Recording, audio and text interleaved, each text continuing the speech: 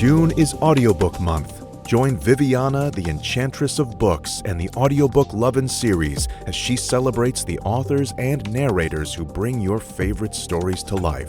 Not only will this month be packed with exciting guest podcasts full of all things books, but stick around after each episode for some special information about this year's giveaway and more. Hi everyone, I'm so excited to be celebrating our 10th year anniversary. Welcome to season 10, episode 6 of the 2024 Audiobook Lovin Series. And today I have the pleasure of chatting with narrator Henry Kramer. Thank you for being here. Thank you for having me. We met at an event that was a clusterfuck, but it was so great meeting you there. Not gonna lie, it may have been a bit of a fustercluck, but I had a great time. Oh yeah, I think that has been the conversation is like I had a great time too when I wasn't having to put out fires or find where the fires were lit. But you know what I mean. But let's not get started at the 11 p.m. storytime bonanza. Yeah. But one of the highlights of that event was getting to meet you because we had been on socials before, kind of here and there, like the post. And I'm like, okay, he has a good voice. So got to meet you. And I'm like, hey, I want to talk to you on the podcast. And here we are. I do enjoy hearing myself talk, so any excuse. Any excuse. All right. Well, we'll start by having you tell us a little bit about yourself, how long you've been narrating, and how you got started. Well, for those of you who don't know, hello, my name is Henry Kramer. I'm a professional voice actor, narrator, film actor, and streamer. I got started. Do you want when I actually got started on my career or when I was inspired to get started? I don't know, whatever the story drives you. Let's do both then. Okay. Let's start with what inspired me to get started in just acting and voice acting in general. I was about 6, 7 at the time, Okay. and my parents had taken me to see this wonderful little show called Richard the Third, I think. And I was up in the rafters, the nosebleeds, cheap seats, with my mother. And we saw my father go out on stage with a bunch of guys with guns. And I went, ooh, what's Dad doing as he goes around this frosted glass wall?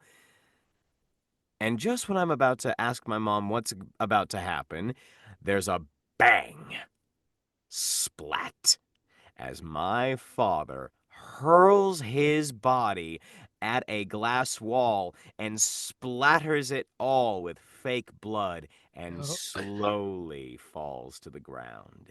And in the 5 seconds of silence after this character death, the only thing the audience hears is a tiny little boy screaming, Oh. "Daddy, no!" Oh. To which my mom replied, "Don't worry, honey, Daddy's just pretending."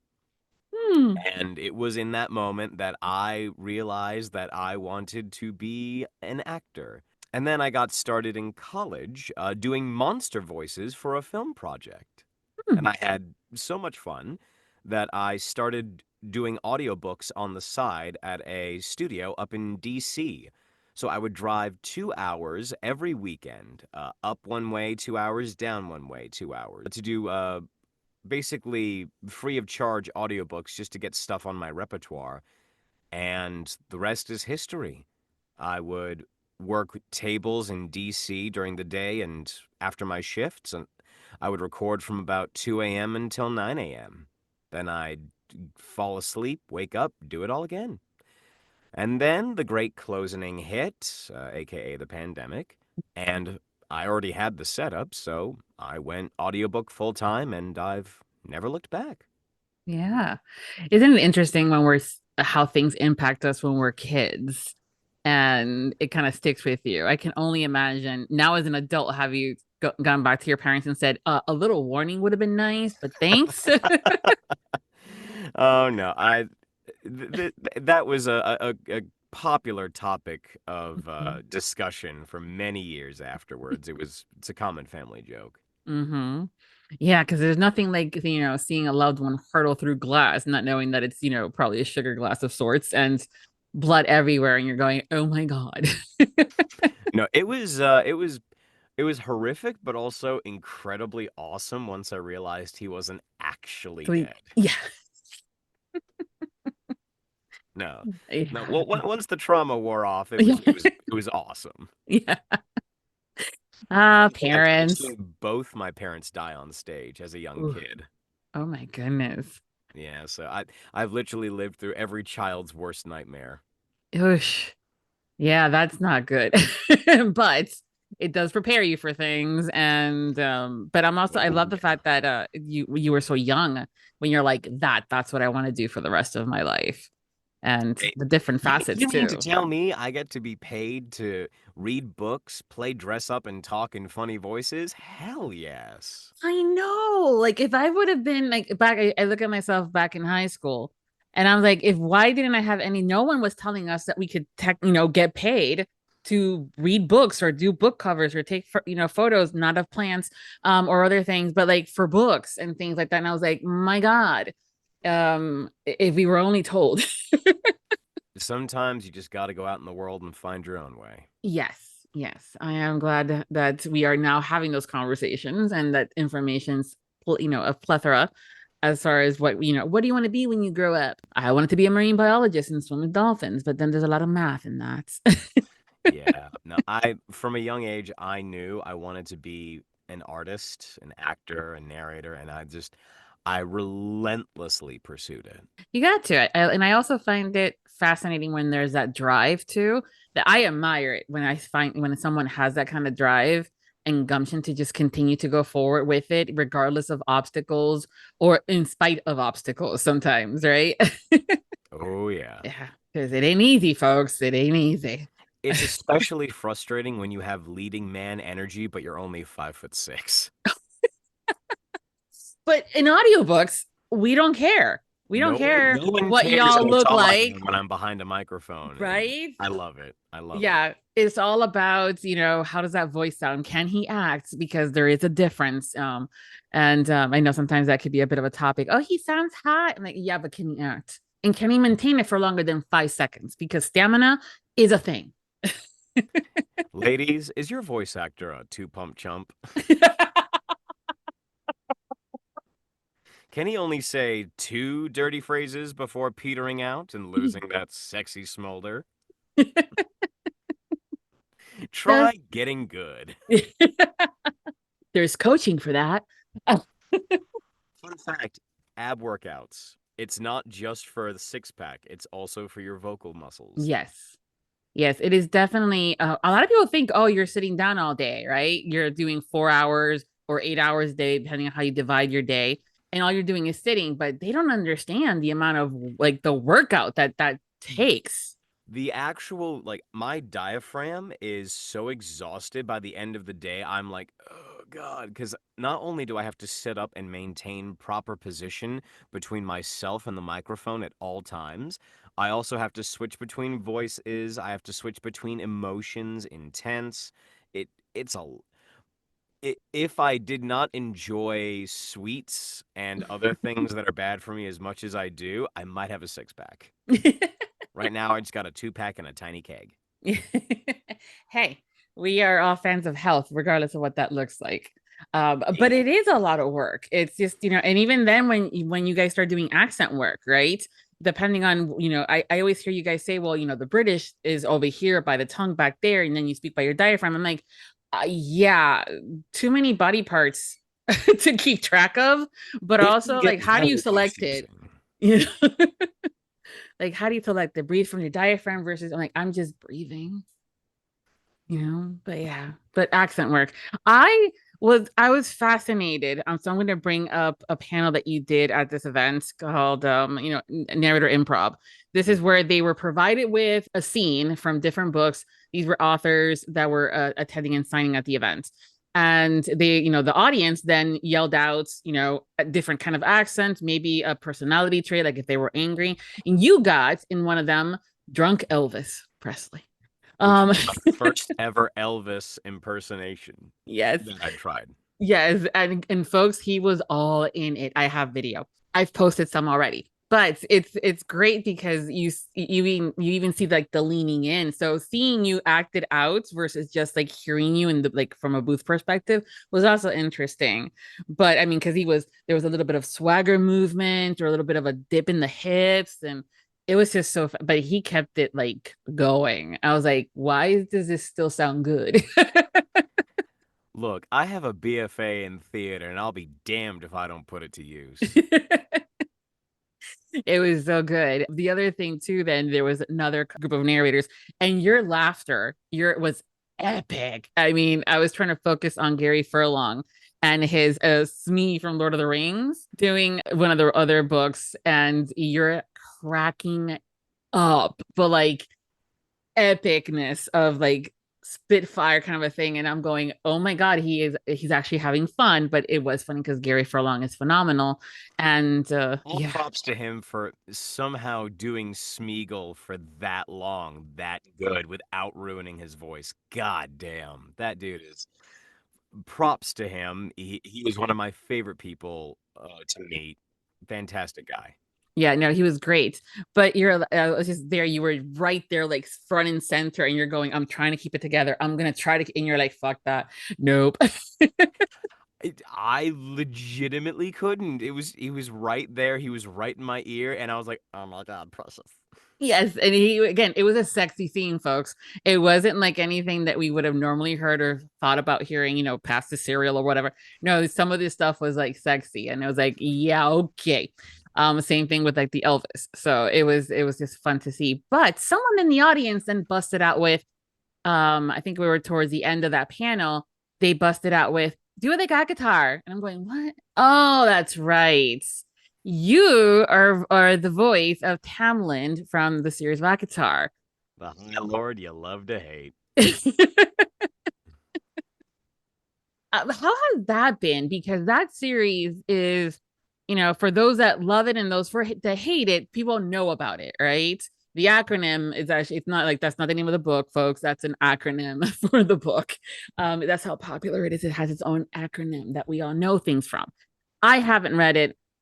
There's been things that I've seen about it. I'm like going, yeah, no, not enough hours in the day. I have other books to do. But the fandom is fantastic in loving on you guys and the stories and everything. But they were like yelling out, like, do it like Tamlin. How is that like for you? Because again, now you're in public, you are in person versus, on socials or on the booth. So how was that for you? I would like to think that I'm a good enough performer and a good enough actor to be able to handle any wrench they try to throw at me. Mm-hmm. For instance, like I said earlier, the drunk Elvis, I've never done Elvis before, much less drunk Yes. Elvis. But if some, like, let's say, because I've gotten people who've asked me to do the Tamlin voice when meeting them in person, and I don't mind doing that very often. It's very easy for me to do the Tamlin voice. It's not like at least for me, it's not like it requires a lot of preparation. It's just my voice, uh, without any of the actual support. It's just all guttural. Yeah. But that's hard on your vocal cords. Oh yeah, like I think when we were doing Akatar after the recording sessions with graphic audio, I would be shot for the rest of the day. Like I could not do any other recording. Mm. Yeah, folks, it's not easy. These are skill sets and tools that the vocal cords have it. I mean, I know what it's like to be sick. And when your voice is activated and either in your, I tend to go on a deeper voice register, but it's still like that scratchiness and you're going, and but to purposely do that to yourselves sometimes when you have to go into those characters, it's just like ouchie poo. It's just one of those things where you learn to mitigate damage and you learn to just deal with it after a certain while, but just getting in the habit of dealing with it is a pain in the ass. Because it's not like you can push through, like let's say you're working, like I said earlier, like I was as a server, and like maybe you have a bit of a head cold, so you take some medication and you just power through and you get through it. You can't do that with voice acting because the quality of your voice can be heard and you have to be able to match the previous quality. And if there's too much of a discrepancy, no matter how hard you work and no matter how much work you do get done, you might have to scrap it because it just sounds that much different. That is true. And we've seen it sadly sometimes when we've, had that in productions and we're going, why does she sound? Oh, that's right, because she was sick. Why did this pass? But okay. Why didn't you just take the day? Come on, they could have shot other things. Mhm. Right. But hey, it's one of those things that it's environmental too. Like if there's someone cutting the grass outside and doing yard work or construction, or there's the birds singing and because it's such a pretty day out. Y'all are Back like, shut before I up. had my booth, if the birds were too loud or if it was raining too hard, you could hear it. And then even after I got my booth, I still have to wage war constantly with the weed whackers and the leaf blowers who are now my sworn mortal enemies. It's tough. It's tough. I again, even this just for this podcast where I'm very relaxed on it. I'm like, you guys are gonna hear dogs barking, you might hear a door, you're gonna hear lawn people in the front, but it's still frustrating. And I'm like, and I'm not getting paid for any of this stuff. I can only imagine if you're trying to provide higher quality work. And I'm going, oh God. It Yeah. definitely helps to learn the routine and rhythm of where you live. Like, just whenever I move to a new location, I always take like a week or two just to learn, okay, when are people loud? When are people quiet? When is there lawn care? When are there deliveries? When is there high traffic? And then you find a way to work around it. Yes, it's doable, but still it's one of those things where I'm like, yeah, just like with anything, don't think it's easy, folks, just because, you sit around all day doing what, reading. Like there's a lot more to it, okay? Uh, um, but I know that we all have our favorites when it comes down to accents, whether our favorites from listening to it, but also you guys have favorites in performing them. What are some of your favorite accents to do? Well, first and foremost, one of my favorites is a good old classic Midwestern, a classic cowboy drawl that have eased the gums and awakens the vocal cords in the back of the throat. And then there's the classic Royal Pronunciation British, which is, as always, an absolute delight and pleasure. And then you got your Scotsman, who's a bit of an angry man. He's a bit of more in the front of the mouth. And then you have your Irish, which is just a happy Scotsman, which I learned from a Scotsman. I've never heard it described like that, like a happy Scotsman. That's literally what one of my good friends, he currently streams on Twitch, the Scottish VO tuber. He literally described Scottish, just as the Scottish accent, as Irish but angry. Okay, I'm gonna have to use that and remember that. So Scottish angry, Irish, Scottish happy. Got it. But on the flip side of that, what are some of those accents that you're like, I can't do it, Captain? I'm not gonna. I can't. There's only been one. Mm-hmm. It was for a production with graphic audio, and it was an accent that no one else could do. A Texan German accent, Texas German. which is a real thing. There are communities in Texas that have a bit of a Germanic accent, and it's a weird combination of Texas twang and German pronunciation. You hear it in the vowels a little bit. It's Got it. very weird. Yeah. It literally took me a week just to get down right. And we almost had to scrap that accent because it was so hard, but finally I pulled through and we got it down pat. I have not heard of that one before. I hadn't heard of it before. It was that is the one accent where like I always have to keep it in my back pocket because that character is still alive and that series is still being written. So I always just have to keep the Texan German in the back of my mind. For when they finally booked that book. Oh my goodness.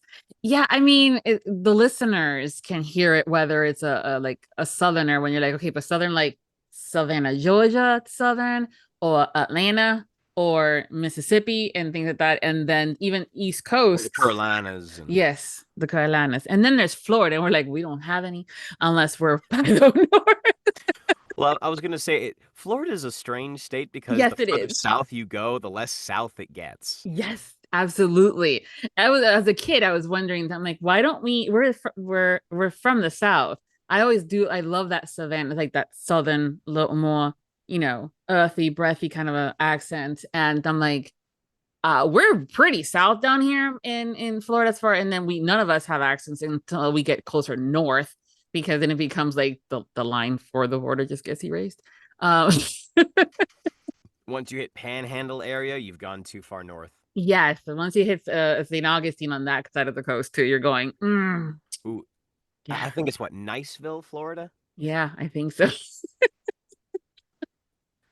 I'm From, in from the and this is not against anyone from Niceville. I'm sure you're wonderful, but all the Floridians that I've actually met have said the Panhandle area is fucking buck wild, yeah. and I'm inclined to believe them. Yeah, I mean, whoever was drawing those lines for some of these states, Florida was always one that I wondered. I'm like, why did y'all let it go so far that way when you could have just gone down and made your state, like Mississippi a little longer and stuff like that? We're like, no, Florida wanted to keep it all. I mean, to be fair, if I was a state, I'd want to keep every scrap of land I could That get. yes, that is true. I get it. But yeah, as a Central Florida girl now, I was born and raised in Miami, so there was a lot of that Latin more accents. Hey. Yeah, that I was, growing up with, and it's like, okay, and you kind of learn how to figure out, like, okay, well, you're Cuban and you're from Nicaragua. Oh, yeah, you're Puerto Rican. No, I love my Puerto Rican friends, but that's one accent that I was like, oh my god, stop. It's Um, I love all of the different Latin American accents because it's so colorful. mhm. It's in a way that we would, and it's not just the way that it flows off the tongue, but the speed. Yes, that is 'Cause you can true. definitely tell if you're talking to a Dominican, a Nicaraguan, someone from Mexico, someone from Bolivia, uh someone from Peru. Like just by the speed alone, much less the accent. Yeah. There's a comedian, Gabriel, Oh, Fluffy. I love Fluffy. I Fluffy. was gonna say, yeah, Fluffy. And he does an perfect example of the different kinds of speeds when it comes down to it. And I have to get that again to show you guys, and I'll put it in the post because it's Dude, we hilarious need to but have a watch accurate. party. I fucking love Fluffy, I dude. do. I love him. Anytime that there's been a special, I've watched it, and he is really, really funny. But also, again, being Latina, you kind of there's certain things from a culture perspective. You're going, yeah, yeah, we do that. Even though I'm first generation American, it's still, like, yeah, yeah, Vicks Vapor Rub goes and fixes everything. See, Um, I never grew up with the Vicks Vapor Rub, but both my parents did not grow up in the area I was raised. My mhm. dad's Midwest, and my mom is from across the pond in England.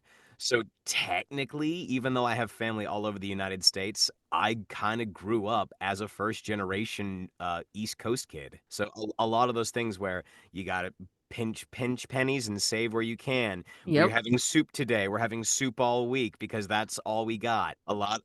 And while we didn't have Vicks Vapor Rub, we had flat ginger ale and crackers. Yes, that's another one. Yes, And it's in. also the whole like microwave an onion trick instead of an egg, and like Mm. putting the socks to like the whole 9 yards. Yeah, we do get some funny antics there as far as for for different things. I do love me a good home remedy when it comes down to like it's lemon and honey, like a tablespoon, and just suck it that dry, or salt and lemon when you have a Lemon, bad throat. honey, a little bit of cayenne pepper, a little bit of turmeric. Okay. Oh, and a shot of Jack Daniels. Yes. Yes. Though as a kid, though, I was a little bit like questionable. But nowadays, I'm like, just grab the whiskey. It burns that shit Hey, off. look, you put rubbing alcohol on external wounds, you get the drinking alcohol for internal wounds. We got to scrub that shit. Yeah, yep. Hey, it helps. It definitely helps. Whether it's an old wives' tale and it's just mental, but you know what? It's soothing. Nothing Hey. like getting that sour lemon juice with salt down your throat. Um, Hey, look, vinegar and salt can cure a lot of shit. yeah. But it's again these accents, and it's now with you too, with having a British mom. I'm sure your household was just eclectic when it came down to some of the nuances as far as like words mean different things here in the States versus across the pond. And you can get in trouble. Oh, for sure. I was always taught to do the proper peace sign and never the backwards V, and I learned that difference at an early age. Mm. Yeah, words were always I'm like, okay, who's in front of me? Because I want to say the word straw, not anything else. Body, not body parts. Or there's, or yeah. I do remember one of my very first examples of accent work was when I was very little, like maybe 3, 4 years old. I barked my shin on a coffee table and I leaned over and in a perfect British accent, I went, God damn it. And my father just turns and looks at my mother and goes, that's all you. Well, I mean, I tend to pick up accents rather quickly when I'm hearing them as it's in conversations and I'm spending time with. Again, when I go to Savannah, Georgia, that for a weekend, I'm like, Viv, stop, because it's gonna come across as, but it just happens. I still have to practice how to say the word car. When I'm because I went to Boston 22 something years ago, and that's the one word that comes out. I'm gonna go to the car for some reason. Whenever I find myself doing that, I literally just go, "Hey, real quick, I'm a voice actor. Do you mind if I study your accent just so I can use it, and then whatever I'm doing becomes a work trip?" Okay, I'm gonna borrow that. Oh, please do. I highly recommend any excuse to turn things into a work trip, do it. It's a wonderful experience because you get to bring a spark of what you love and what makes you money into the Mhm. mundane. Yes, yes. But again, it's just one of those things where picking it up easily and then getting rid of it. Has that happened to you? Like, do you walk around the house if you've been working with an accent, and then does that stick with you, or you're like, I'm done with the job, I'm out of the booth, my normal? If I'm working on a specific accent for long enough, parts of it do stay with me. I was working on a show up in Baltimore at the Strand Theater Company for a production of Little Women, where I played the German professor Friedrich Bär, and I did a northern German accent, and it some days it wouldn't end. It was a very interesting experience. Oh my goodness. And then sometimes it turns into French because you don't enunciate. It's really interesting how close German and French accents can be with just a little bit of enunciation. Yeah, a lot of things are slightly sometimes, and we tend to overthink it, or we're fascinated by it because we don't have it. I know that if I'm listening to a book and there's a lot of British accents in there, I'm like, and then of course my cursing instead of saying "fuck this," I'm like, bloody hell, Oh, bloody hell. bloody, yeah. So that's always fun. You have done a variety of genres, but mostly fantasy. And now you're starting to dive into a little bit more on the romance side. Um, and Correct. yeah, and Actually mhm. have well, I don't. A good friend of mine, William Madison, wink wink, has a project lined up that I'll be able to talk more about soon. But for right now, just expect something but with William Madison and Blanca Frappier. Okay. Yes, I do love it when you're friends with someone that way, huh? It's Mhm. such a Disney thing. Oh no, that Eh, wasn't me. That was my evil twin. well, see, I can't use that excuse because I have a twin. She is Oh, evil, but I do have an identical twin. shit. I know. Yes, there was that one time that we switched, okay? Again, I have allergies in mathematics and I needed to pass that exam. Um Honestly, hmm, if you can twin swap that shit, I'd do it. yep. I'd do that in a heartbeat. She got her $50, my license, and I passed. Love it. Yep. Love it. Love it. Yes. Now you can totally tell us apart because I have, today it's a magenta and purple blue hair, and she has mine, almost natural color hair. Nice. Yeah. So yeah, but it's always fun. But the stories are stories, but there's because of the different genres, there's different elements to things.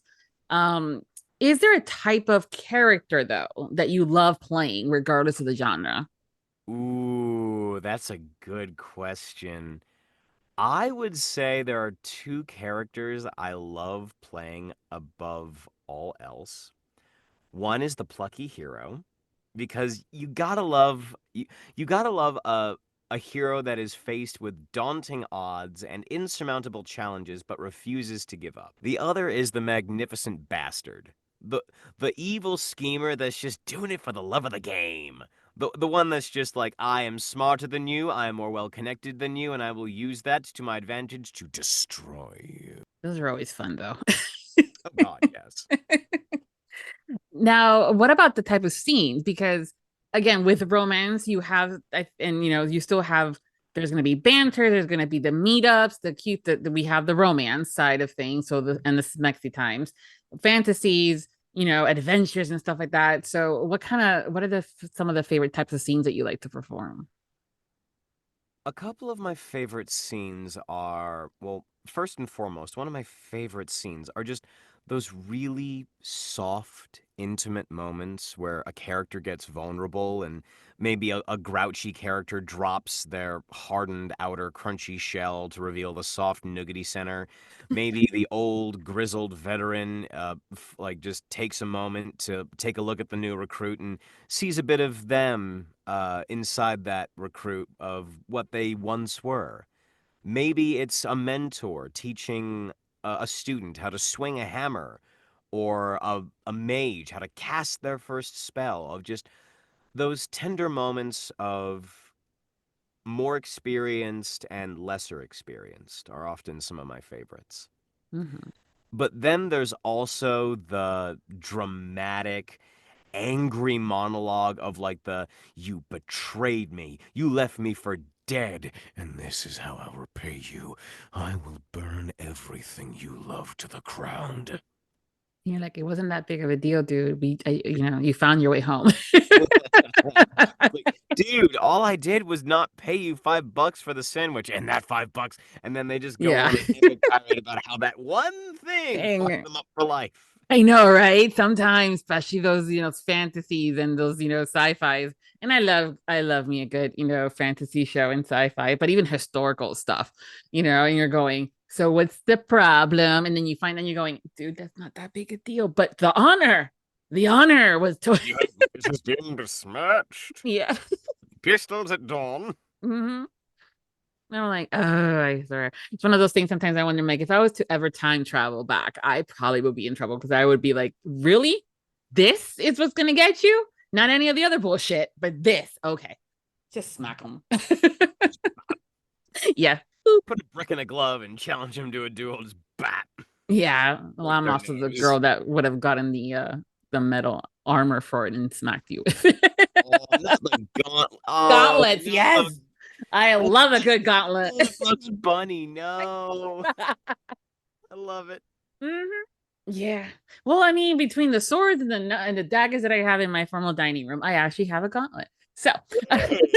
yes. Um, again, good swords are hard to come by. They're But if also really expensive. they are when they're good quality, but you know what? It's worth it, just like a lot of other things in life. Oh yeah, no, Um, hey, like, my microphone is quality and it cost me a pretty penny, and I'm so grateful I got it because you can hear all the wonderful notes in my voice. yes, very much so. I was talking to a Shiloh yesterday, and we were talking about mics and stuff, and I'm like, look what I got. And it's my mic I've had now for a few years because I did talk to Gary for long again about, listen, I'm gonna start like doing this thing for the podcast. It's like 5 years ago. More steady, and I do not want to use Google Hangout or my headphones mic.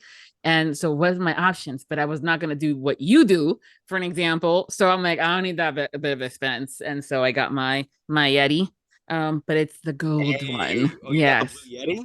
I have a blue Yeti, but mine's the gold one because limited edition. It was pretty. That's actually the microphone I got started on back Yeah. in college. Mm-hmm.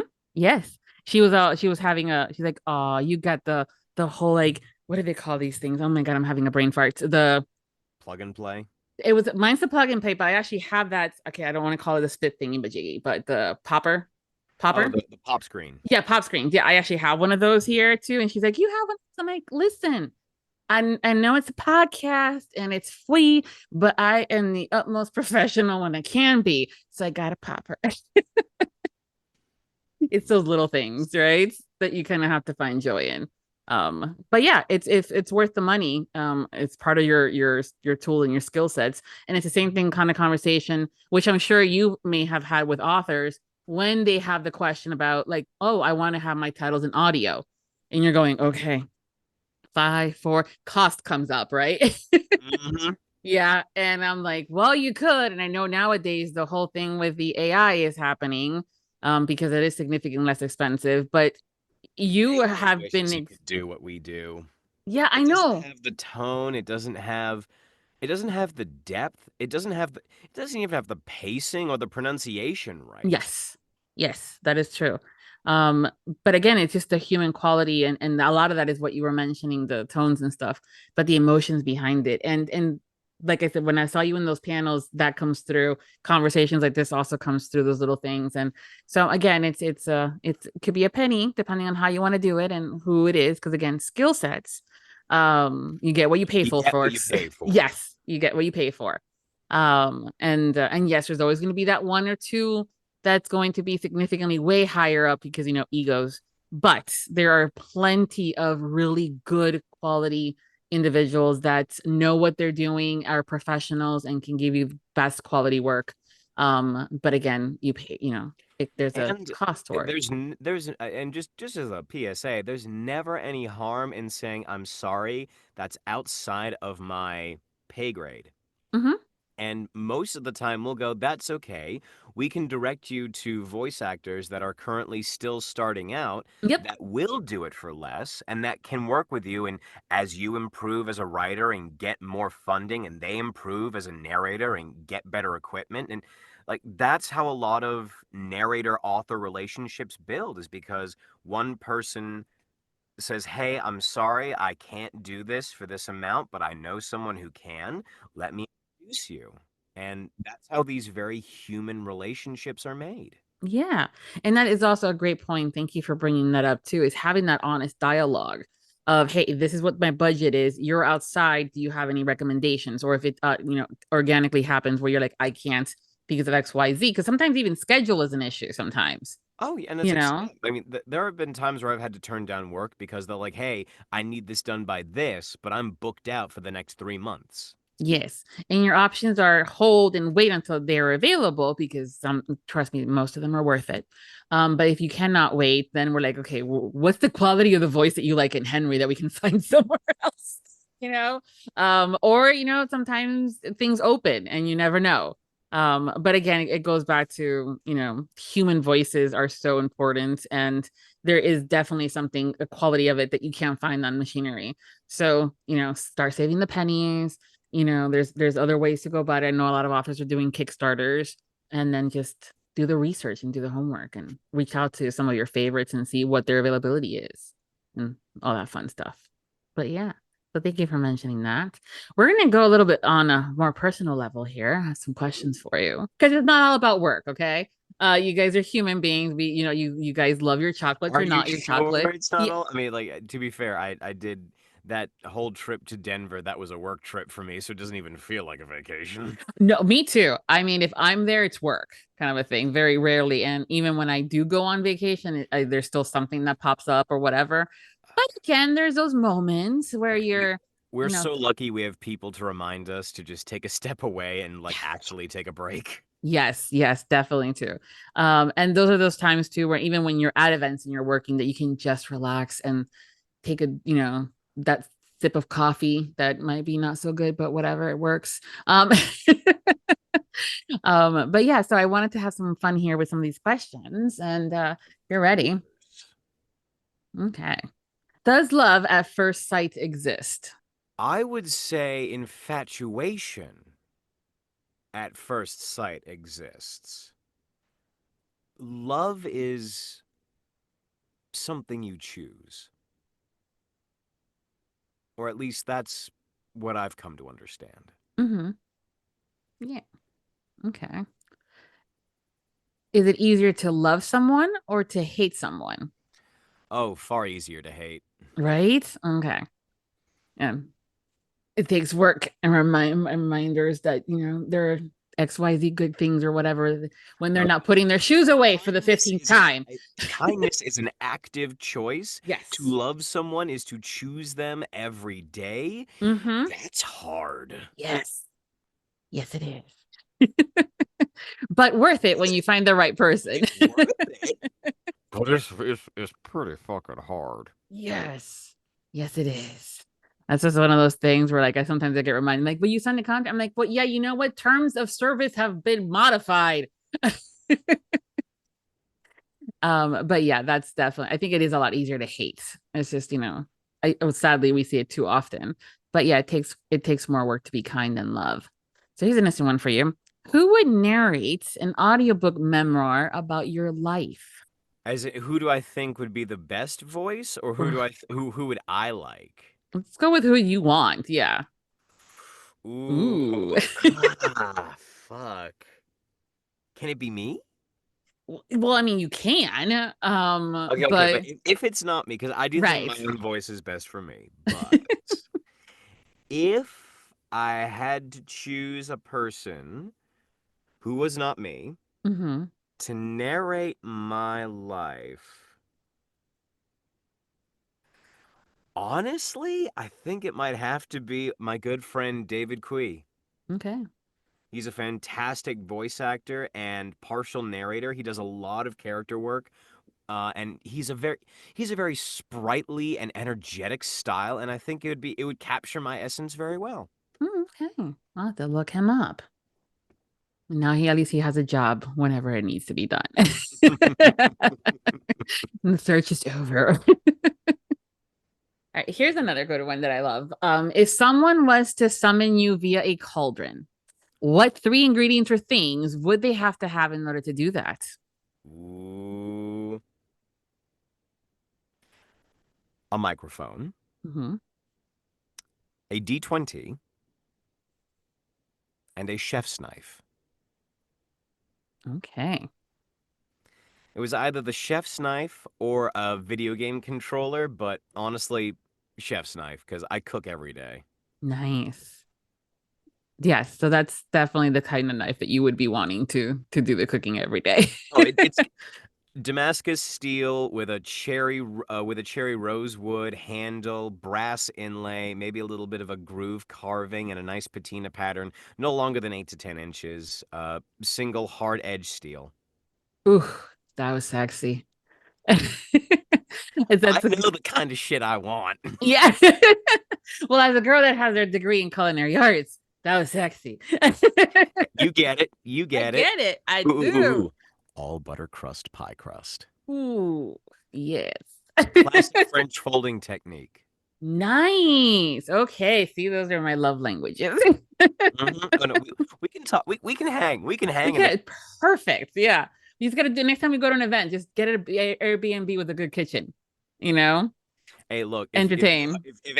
if I go to an event near you and anyone is willing to host me, I will cook and clean for you like a fucking Disney princess. I'm I'm not the above same that way. shit. No, yeah, I'm the same way. I'm like, if I was to ever like stay with you and stuff, it's the same thing. I'm like, you wake up in the morning, breakfast will be done. Lunch and dinners you won't have to worry about. Things will get done. Yeah. Literally, my cousin put us up for 3 days, and I ended up making a Maryland seafood feast and I made shrimp stock from scratch Oh, with the shells and I double deveined the shrimp. that was not a favorite thing of mine, by the way. In color, I hated that in culinary school.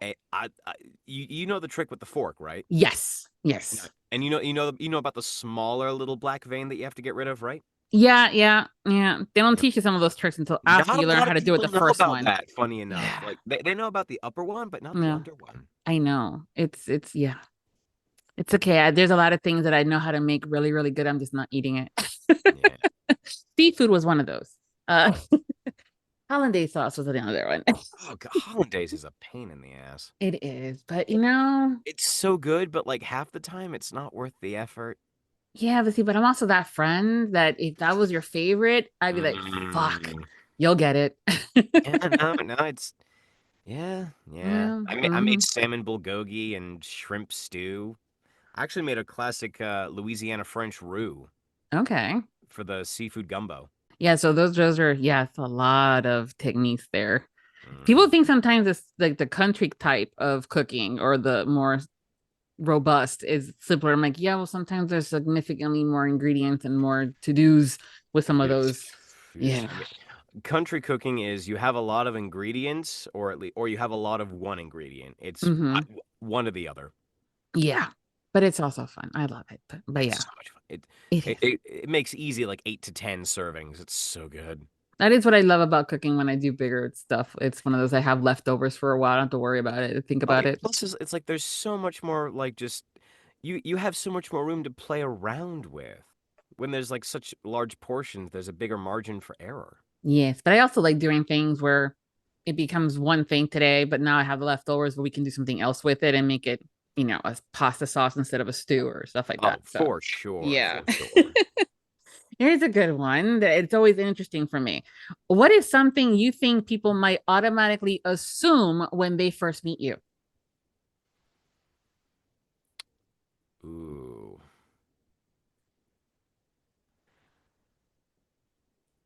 That I'm great at parties. When you first meet me, it's either one of two things. This guy is either really, really chill, or this guy is really, really high energy. And either way, no matter what kind of party you're throwing, he's good for all occasions. But that's an assumption, right? Yep. Either that, or I have a height complex because I'm only 5'6", and you are absolutely right.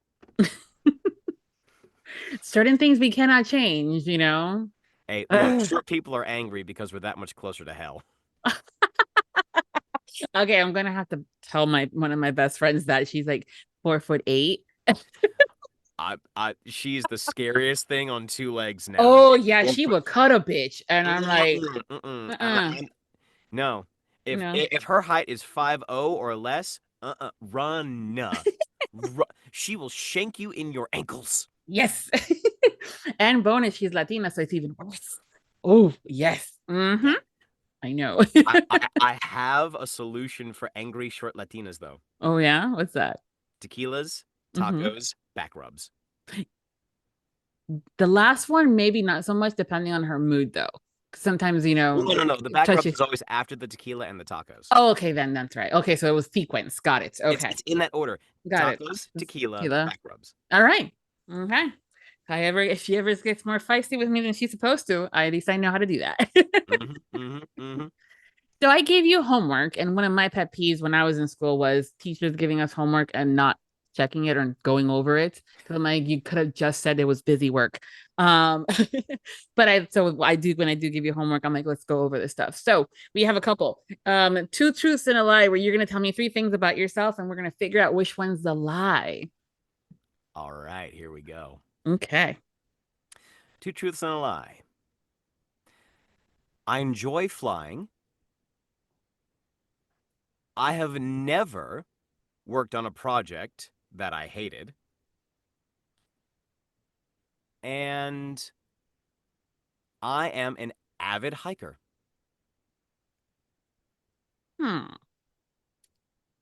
Okay. So you enjoy flying. You've never worked on a project that you've hated, and you're an avid hiker.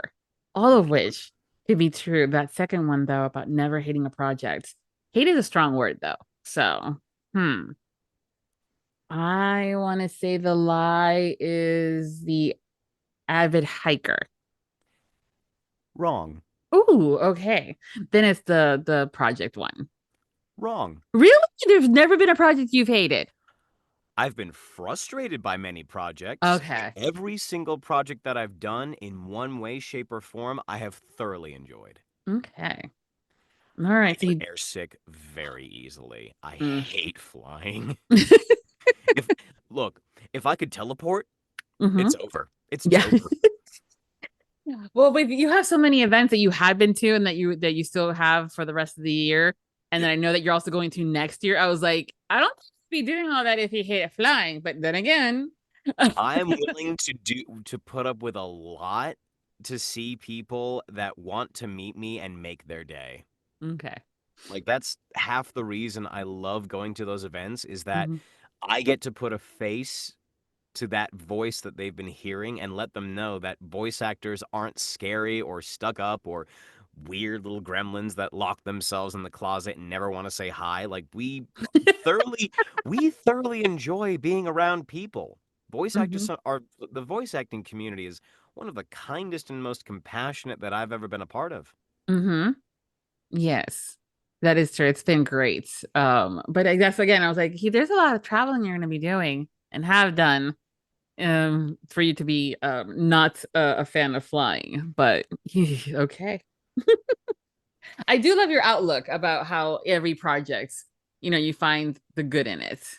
Oh, it's one of those things where maybe the writing was clunky to me, but not to them, or maybe like the topics that were really really important to them are like not so important to me.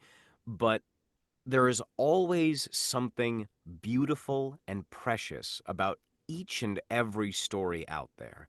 And it's my job as a narrator, and more importantly, as an actor, to find that joy, that truth in there, and bring it to life. How could I not love every story I work on if that's not who I am? Hmm. And honestly, if you guys phone it in, some of us can tell. Very much so. Hmm. Which means I don't recommend you for jobs anymore. But anyways, yeah.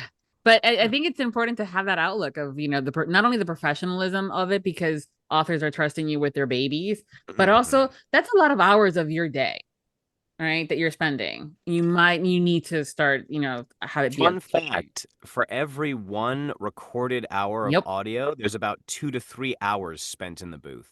Mm-hmm. Yeah.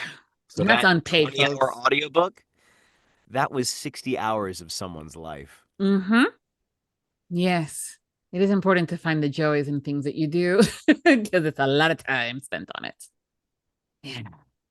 The other thing that has been interesting, so I'll give you a little bit of the background story on the guilty pleasures. For our Patreon segments, we do a quick round of Would You Rather because I do love making you guys choose between two things. Um, and one of the question is, would you rather let everyone know your guilty pleasures or never partake in any of your guilty pleasures ever again?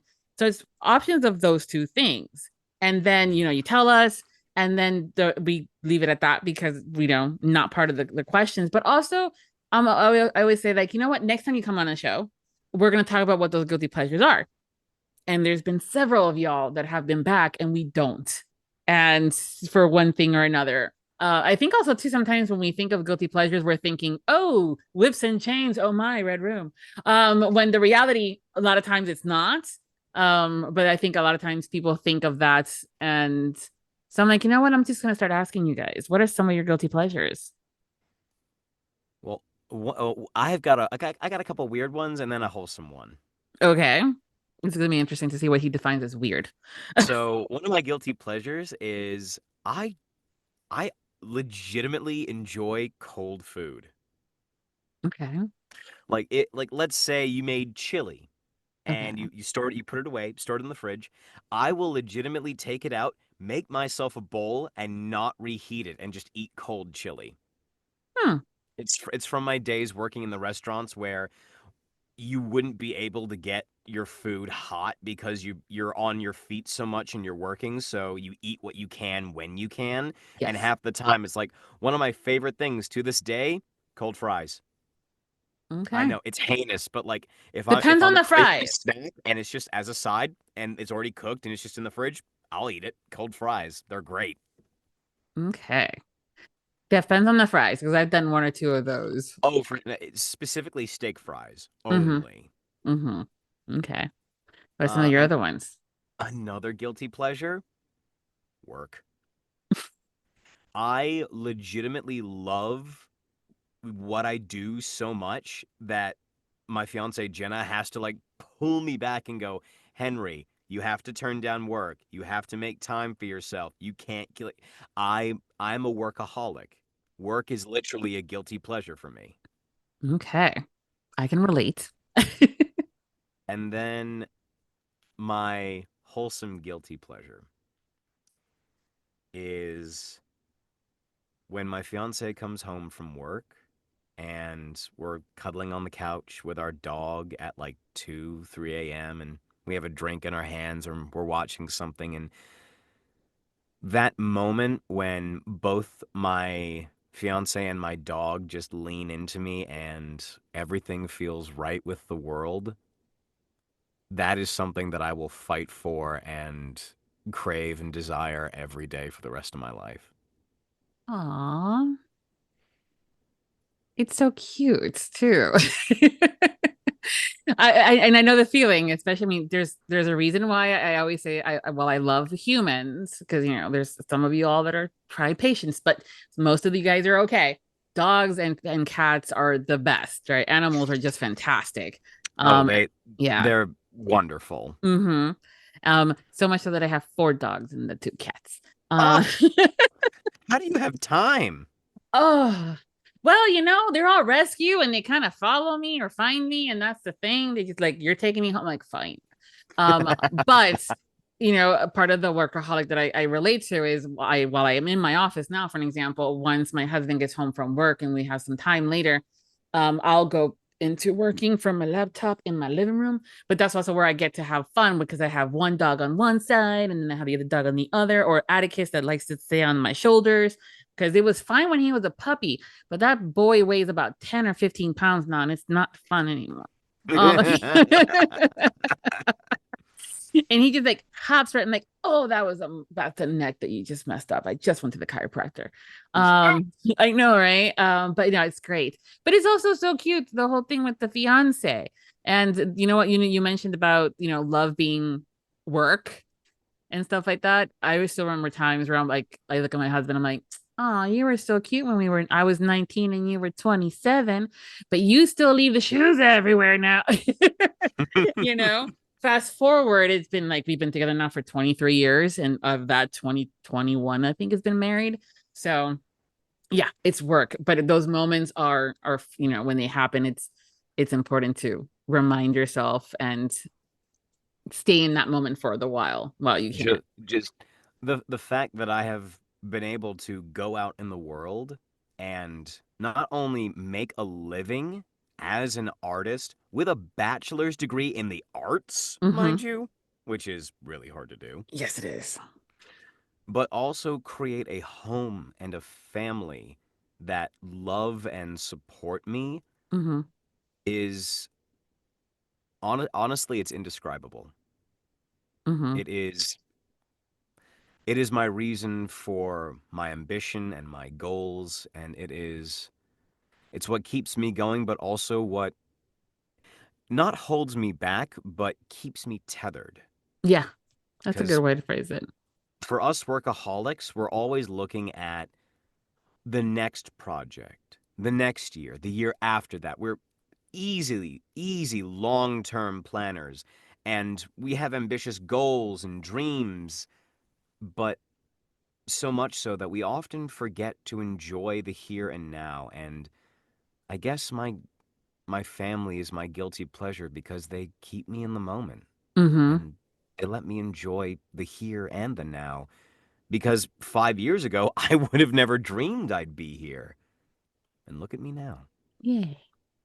Yes, it's important. That tethering is so important. I know sometimes Raven's reminding me that it's time for her to be fed, but then she reminds me that I still haven't eaten either. So, you know, Mhm. she's like, "Mummy," I'm like, "Fine, Raven." She's our pug. Uh, she loud when she's hungry. But yeah, but it's always good.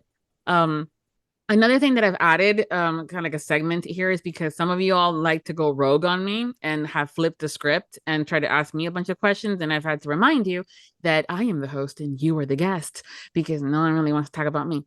And but enough has happened that I'm like, you know what? I'm gonna give you a second.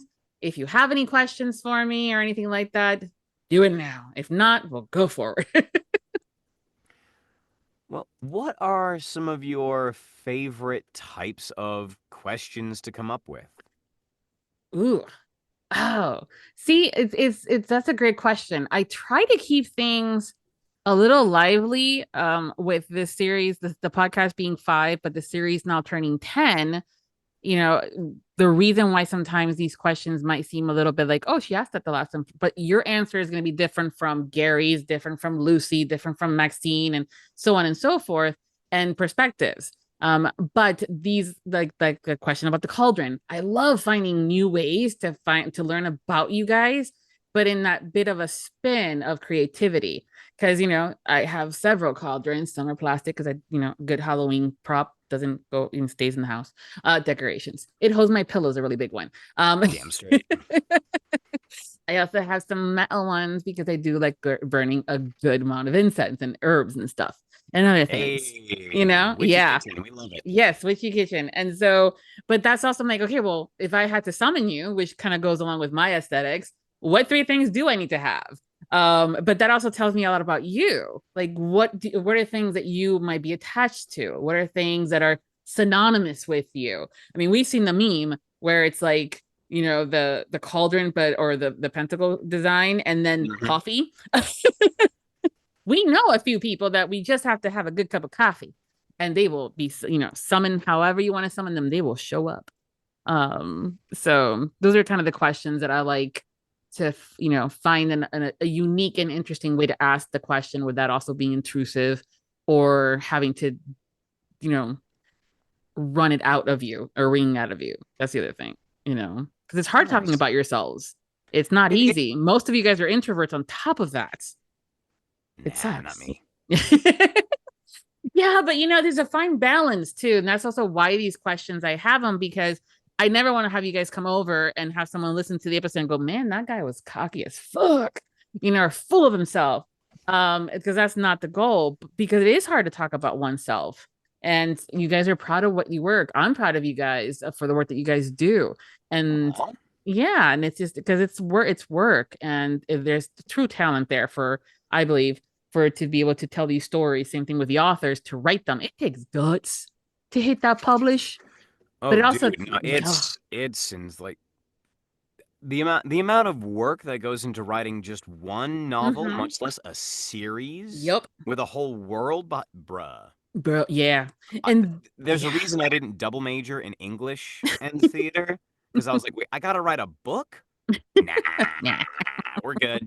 We're minor in English. We're good. Yep, absolutely. And then, but it's also then entrusting you guys with that baby, and then you guys taking it serious to bring it to life. So it's just one of those things where, these are great conversations. I want the listeners, but also the authors that maybe your clients, have been your clients, or will be your clients, to kind of get to know you guys a little bit differently. Because it is true that when you go do an audition or you have those samples on your websites, you're sitting a little taller. You're getting the air from your diaphragm, or the accents work and stuff like that.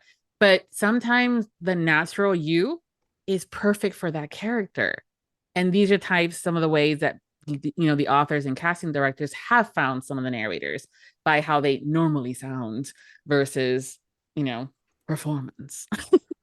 This is my customer service voice. Yes. This is my natural voice. Yes. Big difference. Yes, very much so. But again, it goes, I mean, I've had that. I had an author say, hey, that one narrator, and he auditioned. I'm like, okay, so what was the problem? He goes, he didn't sound. I go, what, why? And then I, pulled it out. I think he didn't sound like how you guys were talking. Did you tell him to sound like his normal speaking voice? No. Okay, have him do it again, please.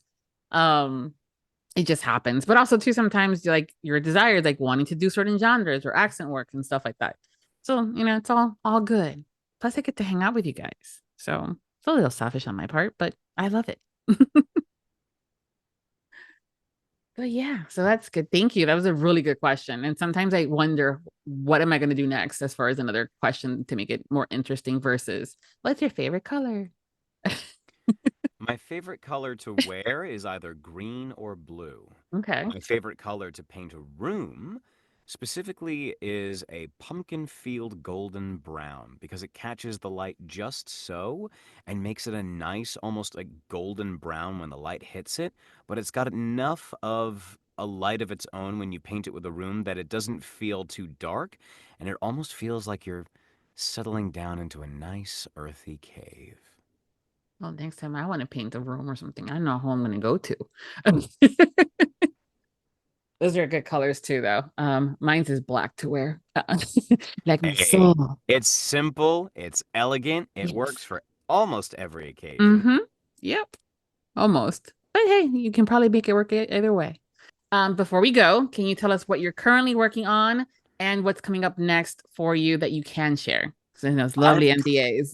I'm currently working on Shadow Alley Press's Book 5 release of the Dungeon Heart series.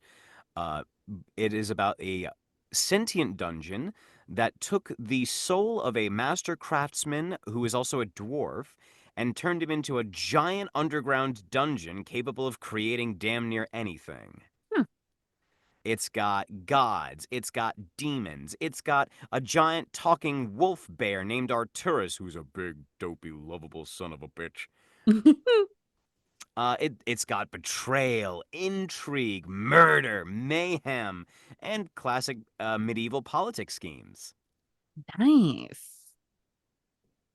The next book that I'm working on is Rise of the Manor Lord 2 with Athon Books. It is a classic isekai, so characters brought to another world, with blood magic, ancient houses, straight up, no one is allowed to lie because the spirits of this world only let you say the truth, except for the MC.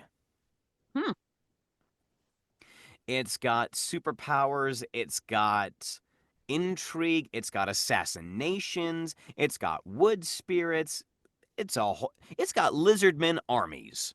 Oh, okay. Man, Yes, people are they creative. all I speak love like it. this because we're all lizard men. Oh goodness, that reminds me of the TV show V from back in the day. Oh my god.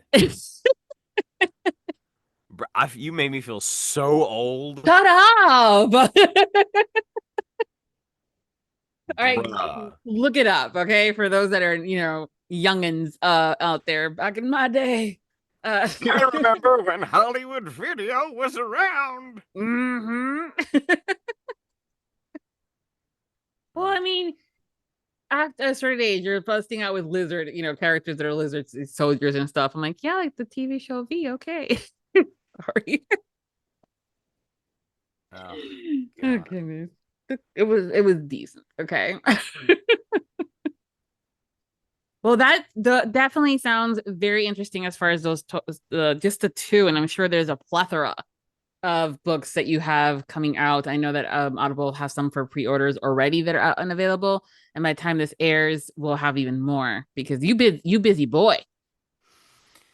I gotta be. Yeah, busy's good. If I wasn't busy, I'd be dead. Well, again, for us, it just means more stories for us to be able to listen to. So it's a win-win, I think, right? Woo! Yeah. Thank you so much for being part of this year's Audiobook Lovin Series. It's been so much fun catching up with you and talking to you. Oh, it's been an absolute pleasure. Thank you so much for having me. And full disclaimer, if you are interested in hiring my services for all of you wonderful people listening, please feel free to reach out. I don't bite, I promise. He doesn't. He's really good. I'm a sweet boy. He really is. But he's also so good at what he does. Yeah, he's really good. Right, I am. Yes, folks. Again, anytime with any of our guests, but if you need or want Henry to do something, reach out. His socials will be included on our, post over at the website at Viviana Enchantress of Books. Make sure that you're following him on his socials because he's gotten a lot better at posting. It's really hard I to know. be consistent on social media. I know. But the good news is that that's also where you can find links in case you can't Google him and find his website. But again, everyone, thank you for hanging out with us today. And we hope you've enjoyed this chat as well as the series. We'll make sure that everybody is following Henry. Again, authors, if you have any questions about casting him, reach out to him, please. He is the person that will give you all the good info. And until next time, happy listening. Visit today's episode post to listen to sound clips of some of the books we discussed and enter the month-long giveaway. If you enjoyed the Audiobook Lovin podcast series and you want more, join the Audiobook Lovin podcast Patreon for early access to podcasts, exclusive content like the Would You Rather game and dinner party guests, and additional incentives such as bloopers, graphics, and much more. Support the podcast by becoming a Patreon at www.patreon.com/audiobooklovin. Thank you for joining Viviana and her guests for this podcast, and we hope you tune in again as we continue to celebrate Audiobook Month. The Audiobook Lovin Series is hosted by Viviana, the Enchantress of Books. Please make sure to visit the main page linked within the post to learn more about the entire Audiobook Lovin Series and the enchanting author and narrator guests who have joined us over the years. If you've enjoyed today's episode, please consider leaving a review wherever you listened, and please follow us on social media platforms and subscribe to the Viviana, the Enchantress of Books newsletter. Until next time, happy listening. Audiobook Lovin hopes you have enjoyed this program.